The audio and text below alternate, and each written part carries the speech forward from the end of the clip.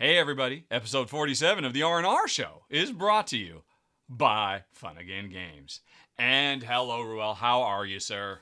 I am doing fantastic, Richard. Always happy to be here. How are you doing? I'm doing much better today after my wasp attack of yesterday when I got stung over a half a dozen times all over my face and arms. That Oy. is, yeah.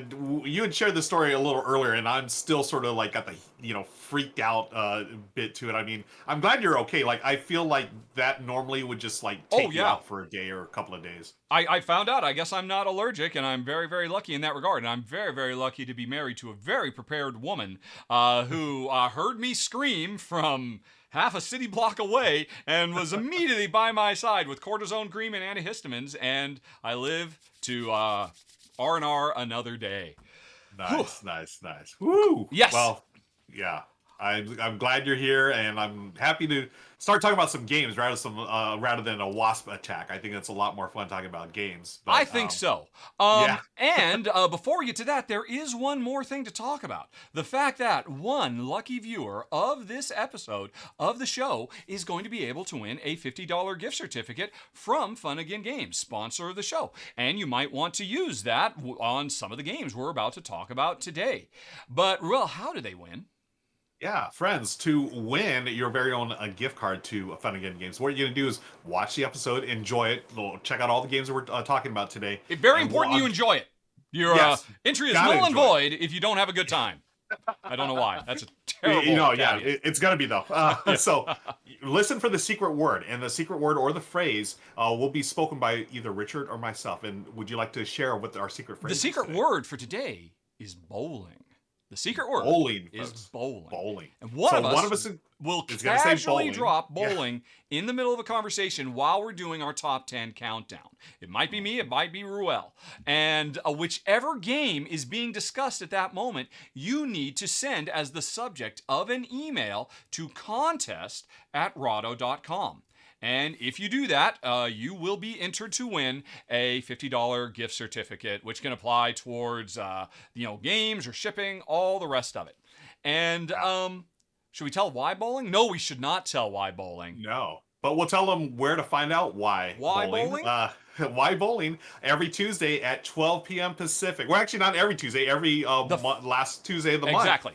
We do the R&R show, which is what you're watching right now. But we do a pre-show. We record this live on Twitch. But before we even do the actual countdown, we're hanging out with the audience, just answering questions, being silly and whatnot. And the audience helps us pick a word or phrase that's going to be used for the contest. And in this case, we talked about a very specific game, and you're going to have to go watch the extended version. I cannot stress enough how enlightening it is. One of the segments we do in our pre-show is called Ruel Ranks, where Ruel does like a little mini review of a game or two from his vast collection of unranked games, and the audience watching live gets to choose. And the two they chose this week, one of them has made me genuinely interested in bowling as a topic, which I don't care about bowling at all. But the design of this game, which I had never heard of, that Ruel talked about and ranked, just blew my mind, as did for everybody watching. So, if you want to catch the extended version of this episode of the R&R, hit that eye in the top right corner screen, or go follow the links down in the show notes. You will not regret it. And you'll get to hear all about, a bit more about the sting attack, and we'll talk about all kinds of fun stuff. Yeah. So check out that extended version, folks, and you'll hear all about bowling, wasps, and much, much more. Yes. But you know what? If you're just here for the games, you are in the right place, because we are now ready to talk about our top 10 games we buy right now for the month of July. The way we do this list is the morning of or the night before, we go on Fun Again site and see, hey, what's new? What's on sale? What's in the ding and dent section? What really jumps out at us? We each come up with our own list. It gets combined, so we don't have any overlaps, and then we count them down. And now here's the thing. Before we get to that, I've got one more thing I would like to look at a little bit before we get to our countdown, because I thought we had missed the Fun Again Games flash sale. It was originally only going to last for a weekend, but I just found out this morning, at the same time they sent me the sponsorship, hey, by the way, we extended the flash sale. And I'm like, we've already come up with our list. It's too late. It's too late. But there were definitely some games in their flash sale that we would have put on the list. So I thought I would just let everybody know there are some amazing deals. Ruel, are there any in here that would have made this list today that are on the flash sale right now? Oh yeah, I'm looking dead straight into one right there, Luna Capital. That game is terrific. Yes, it is. It's a beautiful tile laying game from Devere Games. And what is it, $5, 28? Yep, oh my gosh, that's, save 16 bucks. Great, Concordia is rightly one of the greatest ever from designer Matt Gertz. And let's see what else. Down here at the bottom, this is where it got really interesting. Now or Never from Ryan Lockett.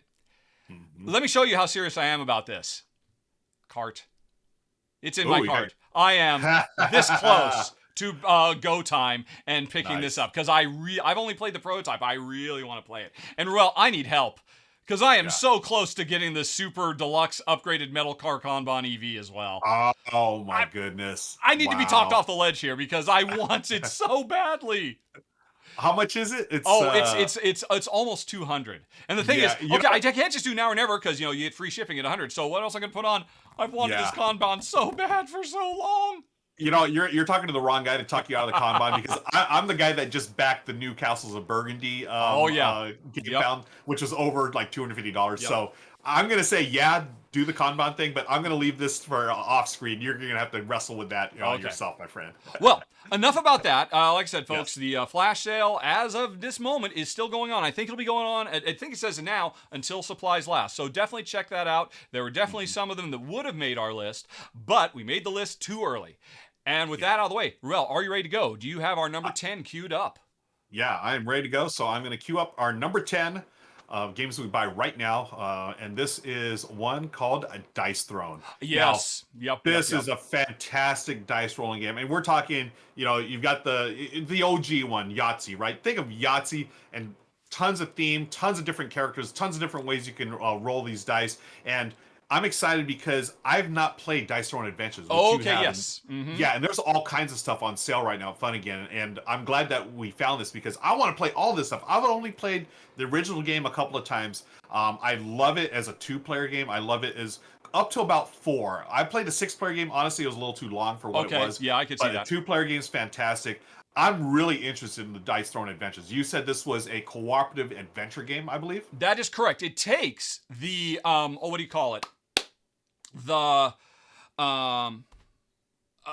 dueling head-to-head combat of the original game, which is based on special powers and dice, and creates a big sprawling, campaign adventure cooperative game that you can play through where you're using the combat system to fight little bosses or little monsters fighting up against big monsters, and you can also get painted miniatures that represent some of the classic Dice Throne characters as well.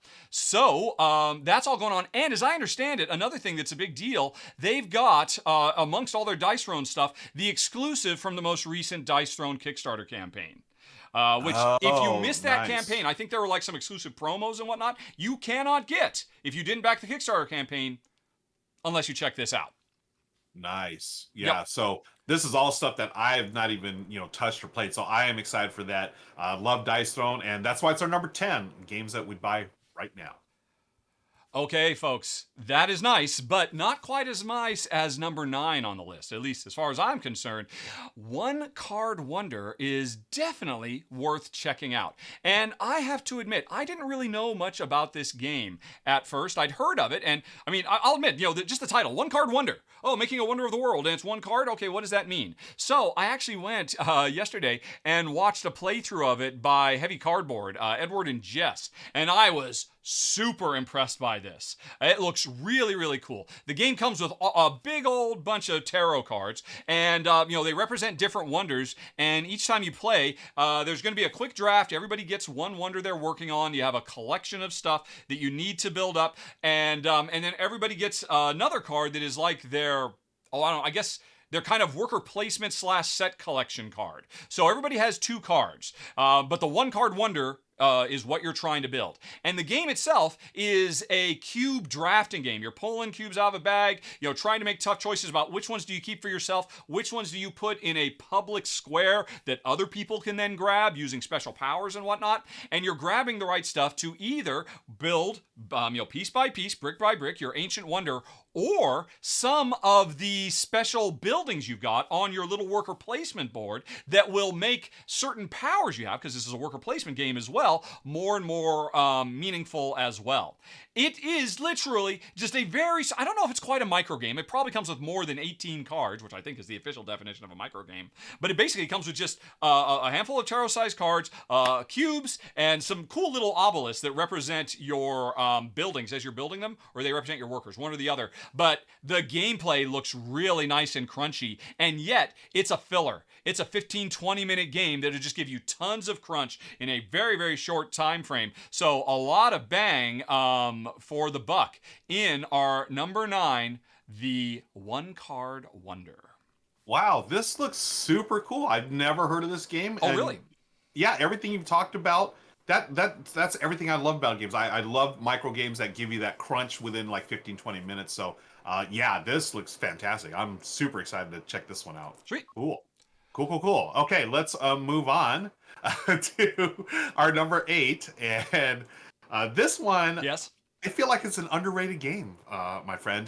This one doesn't get as much love as this designer's other games. Via Nebula by Martin Wallace. Okay. Wow. Yeah, this is basically, I feel like it's an introduction to Wallace's train games. And you'll notice there's not one train on this board. No, it has there's nothing to do with trains. But it's this really funky like world set in like the mist, and you're trying to clear out the mist so you can move. It's basically pick 'em and deliver like other of his classic train games. But it's done in such a little lighthearted and family accessible way.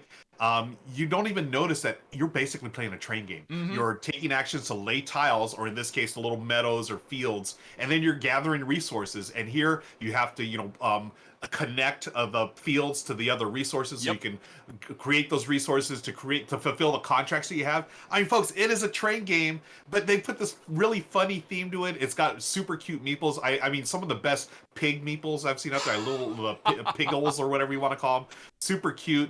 And it does feel like a train game, but as you're playing it with, either new gamers or people who don't like train games, you sort of snuck it in there, almost like a Trojan horse, right? It's like, hey, I like that. That is a really good point. If you love train games and you want to play them with people and they're like, there's no way I could ever be entertained by this. Yeah. Have you let me? Well, okay, let's put that aside. How about this completely different game that has nothing to do with what we were just talking about? Totally. Yeah. Like let's put away the boring tracks and the cold and everything else. Hey, you've got pigs, you've got wood and brick, and you're just flying around trying to clear the mist in this magical land, and all of a sudden within 45 minutes you've just created this wonderful gaming experience, which is basically a train game. I would call it sort of like a gateway Martin Wallace game for his fare. Yep. Yeah, and that's why it's our number 8, Via Nebula. That is an excellent choice. I hadn't thought about that one for a while. What put it on your list? Just you'd been thinking about it, or? No, just as we do our homework for these episodes, it just popped up and it was like, okay, it was like $20 off or something, and I'm like, I haven't played that game in a while. And fun fact, folks, so I've had 2 copies of this game. I bought it one time, I traded it away, and then I was thinking about it, I was like, you know what? I really like that game. I need to trade back for it. So I found another friend, and it's funny. I've done that with a few games, and Via Nebula, it's a keeper. It's a wonderful game. That's why it's our number 8. I completely 100% agree with that. Such a smart, clever design, clean and elegant. I mean, just fun, but also good for gamers too. For gamer geeks, there's enough crunch there to keep you engaged too, while introducing folks who want nothing to do with your 18xx's or your Age of Steams. It's so cool on so many levels. Yeah. I remember the first time I played it, I actually played with a bunch of my buddies who love 18xx games, and we were playing it, and they were like having a great time with it. And they're like, "Oh my gosh, this is basically a train game." I was like, "Right? It's great." So yeah, it's good for new gamers and veteran gamers as well, as you pointed out. All right. Cool. Well then, let's move on to number 7. This one, honestly, surprised me. I didn't think it would have gone on my list, but the more I thought about it, the more I really came to the conclusion that Exit the Game, Lord of the Rings, is something I have to have in my life. Ooh. I'll be honest. I mean, a few years ago, we got an explosion of escape room in your home style games. I mean, this must even be like 3 or 4 or 5 years ago, I think, when it all really started off with the Exit the Game, and what's the other one? The Unlock series, I think? Are those the Unlock two? series? Yeah. Yep. Both are great. And for a while, Jen and I were playing every single one of them as they would come out. And after a few years of that, we got kind of burned out. And I started saying, well, thank you. I know you'd like to send me another review copy of one, but I think we played enough of these for now. But then I found out one set in The Lord of the Rings, Shadows over Middle-earth, is... I'm not even going to try and show a picture, because the whole notion of these, if you show pictures, you're showing spoilers. So the important thing of, getting to pretend you are a hobbit in the land of Mordor or wherever, or Bree or whatever it might be, solving puzzles, pushing, the story ahead, revealing new, never before seen sides of Tolkien's world, and working with your loved ones who love Tolkien even more than you, is an absolute must-have. The last time I played an escape room in your home game was from the Unlock series, and it was the Star Wars themed one. And I have to admit, I liked it a lot. It really pulled me back in. And Star Wars has got nothing on Lord of the Rings in our house. So I must, Ruel, play Exit the Game, Lord of the Rings. Shadows over Middle-earth. I was the same way. Like, I'm not the biggest escape room in a box fan, but give me the ones with theme, like you mentioned, the Star Wars one. Like, I love those. I devoured those, and this one I would be too. I'm curious to see what other IPs that some of these companies will partner with and bring them to the escape room experience. I think it's really definitely. Really Where's our cool Star Trek one? Where's the Right? Enterprise having just barely survived a Klingon attack and the whole place is falling apart and you're on the bridge and you got to get down? Oh man. Yeah, exactly. But in the meantime, Lord of the Rings. Oh my gosh, yes. Great choice. All right. Let's continue with our list here. Moving on to our number 6. Yes. I'm curious to see if you've played this one before. I love this game. Number 6 is Adrenaline. No, I haven't. Yeah. So I'll tell you why you haven't played it. It's because it's minimum 3 players. Yes. But I was hoping that you'd played it at a convention or whatever. But this game is criminally underrated. It is a first-person shooter. Yeah. And, the first thing you think of first-person shooter, it's an Ameritrash game. No. This is a Euro game through and through. It's got the Ameritrash theme where, as a first-person shooter, you're going around picking up weapons and, trying to take out your opponents. But it does very clever area control, and you are gonna suffer a couple of deaths during the game. But like any good first-person shooter, you're gonna get right back up and go again. The person that has, I think it's you get to like 8 deaths or whatever, then the game is over. You count up all your points, so you have blood tokens. You're gonna score points off the weapons you've gotten. It's a really neat game, and I didn't expect it to play the way it did, and that's why I think I love it so much, because instead of just, I gotta roll dice and, shoot. No, you're going around trying to figure out, okay, how am I gonna be clever with this? And I know I'm gonna take some wounds, but how can I inflict wounds on each of my opponents? And then you sort of try to get one opponent out of there. Oh, it's so good, so underrated, and it plays in about an hour, folks. Really fantastic game. It's on sale now, fun game. That's our number 6. Adrenaline. Yep, you are right. This is definitely on my must-play someday at a convention list. Because you mentioned it's area control, but you buried the lead. It's area control in terms of how much damage do you put on your opponents. When somebody goes down, who did the most damage? That is such a cool new twist. And it's from CGE, so it's really wonderfully Euro-y and elegant, capturing all the feels of old school Doom or Quake, but with really bright, vibrant, colorful components. Yeah. Oh man. Man. I this is definitely high on my must play before I die list. And I'm wondering, where is the co-op and solo and AI Automa expansion for this? And that's why I'm so bummed it's been underrated, because I know if more people played it and you just start putting it out there, yes, it could totally be done co-op or with a solo AI, but it just doesn't get as much love as it should. So folks, go buy your copies. There was some love. You can pick it up for not too much, and it's definitely worth checking out. Yeah, cool. All right, let's move on. That was number 6. Okay. What else do we got? Well, let's talk then about number 5 on the list, Merchants of the Dark Road. Ooh, yes, nice which choice. I just realized I did a typo and said Dark Roads. No, there's one road. One Dark Road is what the Merchants are on in this. This game kind of defies description. Honestly, I don't even know where to start when describing it.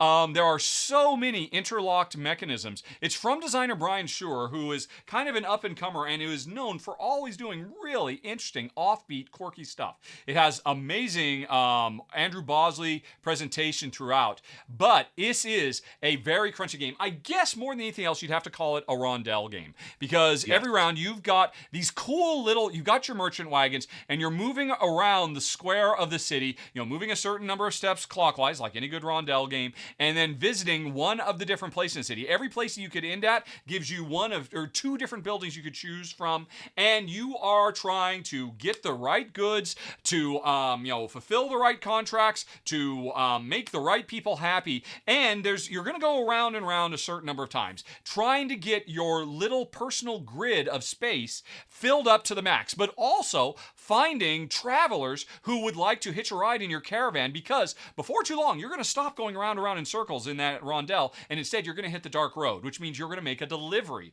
of all the stuff you've collected, and maybe, hopefully, some of the people who said, hey, I'll hitch a ride on your wagon. But it's not just NPCs that hitch a ride on your wagon, other players do too. If a lot of players can see, oh, you're building up for, I can't remember the name of the villages, but, Thistledown, you clearly are going to go for there. You know what? Maybe I want to get some contract stuff for Thistledown as well, and say that I'm going to join your caravan, because whoever is the lead player kicks it off, and also has to be the first to face the danger of the dark road, because once you're left the safety of the market behind, you go through a series of, hey, draw cards, have encounters, depending on how much you can protect yourself or run away, or all kinds of things. You have all sorts of things to deal with, and any other player who decided to tag along with you, now they've got to deal with those problems too. But you'll survive all that stuff, maybe losing some things along the way to bandits, but you eventually make it to whatever village you needed to go to, make your deliveries, score big points,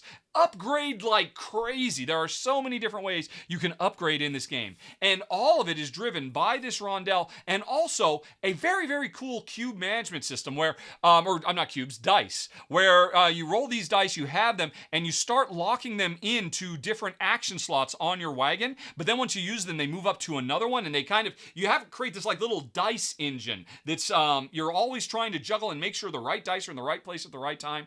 There's a ton of stuff going on. I think you can tell just from looking at the board, this is a big, robust, crunchy game with a lot of stuff going on, and I've only played it in prototype form. I would love to play the final version. I know the great Jeremy Howard of Man vs. Meeple, me and him talked about back in the day. He loves it to pieces too. I think it's just absolutely brilliant. Number 5 on the list, Merchants of the Dark Road. Yeah, it's funny. I saw this on sale, and I was thinking, I bet you're going to pick it, because that rondelle, it's fantastic. And like you said, there's a bunch of things going on. I love what you talked about, that dice placement system, trying to figure out, where they should go and exactly what you should do with them. Really clever design. Yeah, big, robust game, and great choice for our number 5. Now, I'm going to dial things back a little bit here for our number 4. This one is not as big or robust, but it's so cool looking, and it's one of my favorite designers, Phil Walker Harding, of course, the PWH, Cloud City. Now, the funny thing is, when this came out, every time I saw the name on the box, I kept thinking Clown City. I don't know if it was the font they used or whatever, but it kept looking. Doesn't it look like Clown City? Just tell me that, right? But it is Cloud City. If you've got clowns on the brain, I suppose so. Yeah. What this is a tile placement game, but what you're doing is building a city, literally a city in the clouds, and he's got these 3D structures, right? I personally feel like Phil Walker Harding looked at his Baron Park game, the expansion specifically, the Bad News Bears, and he took that and made it into its own game. Because if you played the expansion for Baron Park, you're building like monorail systems over the park. In this case, you're building a cloud city. You're trying to connect all these different not tunnels, but walkways and stuff between the buildings. And then depending on how high you build, you're going to score points. And then I think one of the variants, you have objective cards that you're going to try to complete. So this is, again, classic Phil Walker Harding, where it's family and family friendly, easily accessible, but there are ways to ramp up the strategic depth through the use of objective cards and whatnot. And I mean, it just looks gorgeous. I just that's why I'm super excited to give this one a shot. I don't know if you played it or not. Did you? No, run I have through this not. one? I've seen it. Okay. Oops, sorry, I forgot. That's on the screen. I was just wanting to look up, and I was gonna switch over here so we could continue talking, and then I was gonna come back to Board Game Geek because there weren't very many pictures, and I wanted to show it more in situ. And now I've got those pictures up, and here we come back. No worries. So smooth. Oh, there it is. There we go. Just to give an idea of the end result, because Yeah, isn't that neat? I mean, it really looks like a little city in the clouds, as we can say. So I'd love to check it out. Y'all know, if you don't know, I am a huge fan of Phil Walker Harding, and I think this is looks like a wonderful design at an affordable price as well. So that's why it's our number 4, Cloud City, not Clown City. Cloud City. It is definitely true. Phil Walker Harding tends not to disappoint with his designs. And you're right. I mean, I loved those trams in the Barron Park expansion. And you're right. I am certain either he was working on this and said, hey, I could put this into Barron Park, or he did it for Barron Park and then said, hey, I should make this into a whole game. But either way, it does look very, very cool. I agree. Very clever. Yes. Okay. Cool. Well then, let's move on to number 3 on the list. Another smaller, more modest game. To get away from my big monster games from a second ago, let's talk about Get On Board New York and London, which I have already played. I've done a run through for this, and it is fantastic. This is actually a revamped version of Let's Make a Bus Route, which is a wonderful game out of Japan from publisher Sashi and Sashi, I believe. And I had played Let's Make a Bus Route, and it was already a very, very good game. But it was very, very hard for people outside of Japan to get their hands on. So Yellow picked it up for a wider release, rethemed it to New York and London, because the board is two-sided. One side is the New York side, the other side is the London side. And I am so glad they did it, because my original problem with Let's Make a Bus Route, it was a brilliant game about players competing on one common map to make the smartest bus route all over the board, and pick up the right types of passengers to get them to the right places and all of that, and always dealing with traffic because we're in a race. If somebody else claims a part of a street for their bus route, and then I come in later to try to do it into that same one, that creates traffic that I will have to suffer for. So it's a really interesting push and pull as we're, I can see you're racing up there. Am I going to be able to get there via a different path? Or am I going to deal with the traffic, or am I just going to try and find some other university to drop the students off and forget about going up there after all? So there's really interesting, indirect interplay between players. But what made me so happy about Get On Board is the fact that they introduced the two-sided board is important, because the original game did not work well for 2. It only had one map, and the map was so huge that Jen and I found as a 2-player game, we never went to the same places. It was clearly designed with higher player counts in mind. But now with Get On Board, it has a really cool retro 50s look to it, which I really, really enjoy. But more importantly, you play on the New York map, and it is tight, tight, tight. And you are constantly tripping over each other, trying to find the best route. Or, for more players, you can flip it over to the London board, and that board pretty much replicates the original one from Let's Make a Bus Route. It's a super sharp game, and you might be forgiven for thinking, it's a roll and write. It kind of is, except no, you will never have a pen in your hand, because they replicated all the functions of a roll and write game with little, what do you call them? The little sticks that represent all the streets that you're putting out on the board. You're still writing, keeping track of all the things you're doing on your own bus route. So there is some writing there, but no rolling, and but there is flipping. I guess it is a flip and write, isn't it? It just doesn't feel like it, because the big central board, you're actually making these real physical routes. And long story short, it's fantastic. Let's Make a Bus Route was fantastic, and Get On Board New York and London is even better, which is why it's at number 3. Oh, nice. I played the original Let's Make a Bus Route. Really enjoyed it. Yes. And so, are you not riding on that central map now? You're just placing like little wooden streets then? Yeah, that's correct. Version? Yes. Okay. In the original game, which was very, very cool, that you had a central board that everybody was riding on. Now everybody has their little sticks, so that you can. That's how you mark which streets you're on and whatnot. Okay, cool. Oh man, I'm looking forward to this one. I mean, I love the original game, and then now that we've got this version, it'll be a lot easier to pick up. Yes. Cool. Mm-hmm. All right, let's move on to our number 2, and this number 2, folks, is one of my favorite games of all time. So it's no surprise I would totally buy this again. Right now, Baseball Highlights 2045. I am a baseball fan. I am a deck building fan, and this is in my opinion, Mike Fitzgerald's his gem, his shining star of game design. It's baseball themed, but it's futuristic, so it's got a little sci-fi flavor to it. And the best thing about it, folks, you don't have to like baseball to appreciate this game. My buddy Daryl, we play this all the time. He's not a baseball fan. I am, and he will request this game because the deck building is so smart. And as far as sports games, I mean, I enjoy watching sports, but there's not too many sports games out there. I mean, I don't know, football, bowling, basketball. You can't really think of any, great sports games. This is the one right here. Baseball Highlights 2045. You each have a deck of cards with players that have different abilities. You're going to play one of them at a time until you've played 6 cards. That's it. That's a complete game of this. And so you play mini games. It's like a World Series, best 4 out of 7. And the cards, they give currency. They move the base runners on the base paths, and then they're going to score runs. And then what you're doing between each mini game, the cards that you played have currency on them. You're going to use that to recruit free agents, and then send your basic players, or the veterans or rookies, down to the minors, which is basically trashing cards. So I love how thematic it is. And each different type, you have robots, you have cyborgs, you have humans. They all have different abilities and different strengths and weaknesses. I like how you can combine them on your team.